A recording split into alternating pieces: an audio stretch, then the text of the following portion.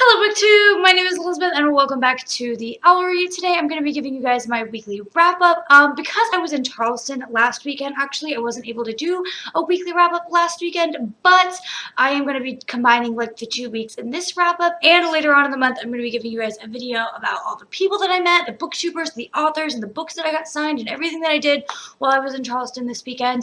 I actually roomed and rode to Charleston with my friend Desiree from the Mommy Gamers, and her vlog is up right now. So I will link it down below if you guys want to go check out that, because I actually didn't get a chance to vlog, but a lot of my experiences and everything that I did is on that vlog. So definitely go check it out in the link down below, and I'll have my video up later this month.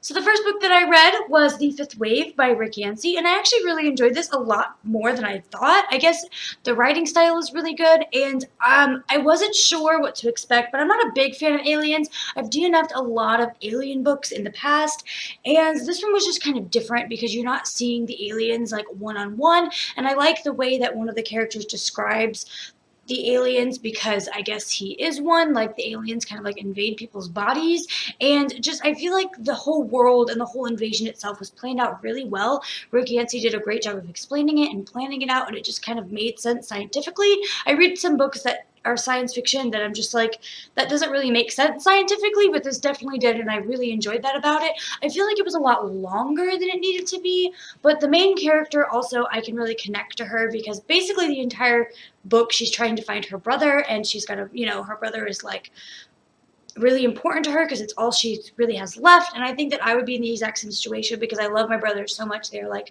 my world, and I don't know what I would be without them, or where I would be in life without them. So I can really relate to the main character's main struggle, and like how she's dealing with the loss of her brother. I mean, like, he's not dead, but she's literally lost him. And so I really, really enjoyed this book. I think I gave this a 4 out of 5 stars. There were some things, like I said, I think it was too long, and a couple of other minor things, but nothing really too big that I didn't like about this book. Then I read Giant Days Volume 1 and 2 by John Allison. I had Rick Yancey on the brain. And I gave these 3 out of 5 stars, I believe, for both of them. This is basically about 3 girls who are just starting out college, and it's about normal struggles, relationships, and popularity, and studying, and finding your own identity, and all of those things that I think are really important in a novel or a graphic novel like this, about kind of coming of age. But for me, in my experience, I've never really liked those kinds of books, just because I need something more. I'm a huge science fiction fantasy writer. I love coming of age stories, but I want that secondary fantasy element or science fiction element or dystopian element to it. I just need something more in my books. So for me personally, I didn't like it, but I really liked the art style, and I liked the idea of the books, and I thought that the characters were funny, and the book was well written.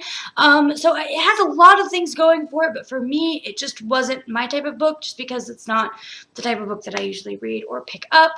But I would highly recommend it if you're lovers of contemporary or young adult graphic novels. I really think this is a winner. It's just not for me. Then I read Paper Girls, which is by Brian K. Vaughan, and this is volume 1. And I really liked this one. Basically, this is about 4 girls who have a paper route in the 1980s, I believe, and they stumble upon this huge story, and kind of by accident, when they're just kind of trying to protect themselves, because it's dangerous, I guess, going out at 3 o'clock in the morning to deliver newspapers as a girl. And they're all about 12 years old, and they stumble upon this huge story, which has a science fiction element. And so, like I said about the first one, it's kind of coming of age and dealing with the challenges of youth, but then again, it has that secondary element of the science fiction that I loved, and that made me give this a 4 out of 5 stars. There were some elements that I didn't like about the story, but I feel like that had more to do with the time period that it was in, where these girls were just very mature for their age, but maybe they had to be kind of tough and doing certain things because of the occupation that they were in. But I still really liked it. The art style was okay. It wasn't exactly my type of style that I usually like to read, but it wasn't that bad at all. I really enjoyed this story overall. I feel like the good things that I read definitely outweighed the bad. Then I read We Are the Ants by Sean David Hutchison, and I had a lot of conflicting opinions about this book. So basically, this book is about a gay teen, and he gets abducted by aliens. And the aliens give him a choice, if you push the red button, you save all of humanity and you save the Earth. And if you don't, then the Earth dies on January 19th, I think was the date. The story itself, it was set in our contemporary world in modern day, and the way that it was written and the way that the other characters reacted towards the main character, it just, I wasn't 100% sure that the aliens were real, or that they, you know, gave him a choice, or that he was abducted at all.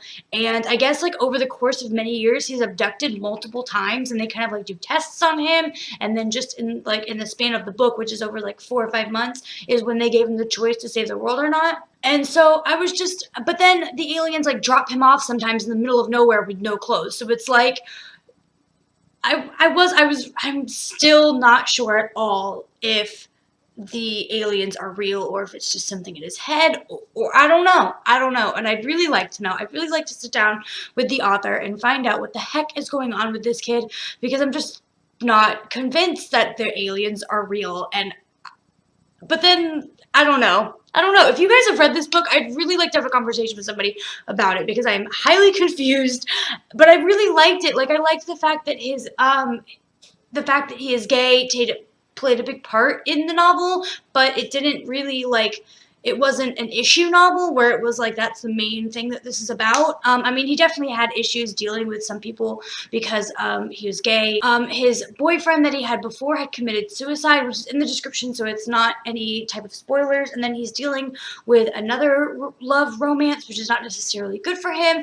And so it's just a very interesting novel. I enjoyed it. I liked the writing style. Of just the whole thing about the aliens was so weird and confusing. I think it was a good piece of the story. I enjoyed reading about that aspect of the story, but I'm just really confused as to if it was all in his head or if the aliens were real. And I think the author meant it to be that way, that we're not going to be 100% sure.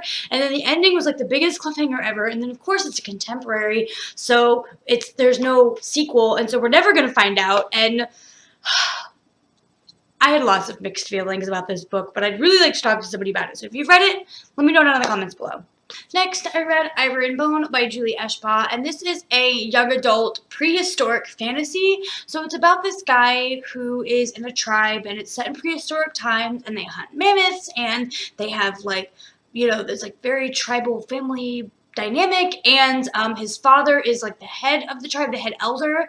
And I really liked this story, number one, because of the writing style is very interesting. It's written in third person, so the way that the first chapter is it's a guy and a girl in a cave, and you can tell that the girl is injured, and she asks him to tell her a story. And so he tells her the story of when they first met, and so it's told as if, you know, I am the girl. Like, he says things like, I saw you standing over there and I walked over to you, or, you know, it's written like that. And I really, really enjoyed that, and made me very immersed into the novel and into the world, and it was just so good. And I can't really give more information about that. I mean, it is a romance, so obviously there is something going on between the guy and the girl, and I won't give away anything more than that. It kind of has a fantasy-esque feel to it. There's no magic or anything like that, but since this is a romance, and romance is not usually what I read, having that prehistoric time period setting really gave it that extra oomph for me that made me want to read it, and I really enjoyed it. I don't regret it. I think it was a great book, and it was kind of just light and fluffy, and I really liked that. So yeah, I think I gave this a 4 to 5 stars as well. Next, I read This Savage Song by Victoria Schwab, and I started reading this, actually listening to the audiobook with Desiree when we were on our way back from YALLFest, and the audiobook was good. I think I liked listening to this on audiobook a lot more than I did reading it, because it's like the second half of the book I read, and I just don't think it could pique my interest. And I don't even know what to say about this book. Like, the beginning even confused me. Like, me and Desiree and her husband had to like stop the audiobook several times to be like, okay, wait, what's going on? And let's reevaluate this, because Victoria Schwab, I feel like, has a very specific type of writing style where it's very vague, and you kind of have to make your own assumptions and use your imagination to kind of picture these things. But then there's also the monsters. They look like humans, and so it's kind of like a disconnect for me, at least, that these people are humans, or these monsters look like humans, but they're not. And like there's ones that are like vampire-esque, and so it's just kind of hard for me to really picture some of the monsters because they look very human. They look like humans, but they're also born out of like really bad crimes like murder. And so I don't know, I just don't think this was necessarily for me. I think there was a lot going on, too many different types of monsters for me to distinguish. And since they look like humans, they're like one of the monsters has colored eyes or black eyes or something, and like that's kind of what you realize. That's what, when you see that a human has black eyes, then you know that they're this type of monster, and being able to remember what equals what monster was very confusing for me. And so I don't know, this, I gave this 3 out of 5 stars, but now that I'm thinking about it, I could probably give it more of like a 2 out of 5 stars. I'm not sure. I wasn't very impressed with it, unfortunately. And right now we're actually in the middle of Read-A-Rama, and I am reading If I Was Your Girl by, I always forget this person's name, Meredith Russo. And I am really enjoying this one. It's about a transgender girl, but I'm not very far into it. I'm only like 64 pages into it, so I can't really tell you much. But I hope this is good. I hope I enjoy it. I hope I can actually finish reading it today because I need to read more books for the Read-A-Rama. But I will get back to you guys on that next week in my next week's weekly wrap-up. Alright guys, thank you so much for watching. If you want to see my most recent video, click here, or if you'd like to subscribe, click here. Don't forget to check out all the links below for my social media and information about the Young Adult BookTube Awards and how you can win giveaways and enter and vote for your favorite books of 2016. Please leave me some comments down below so we can chat, and I'll see you in my next video. Bye!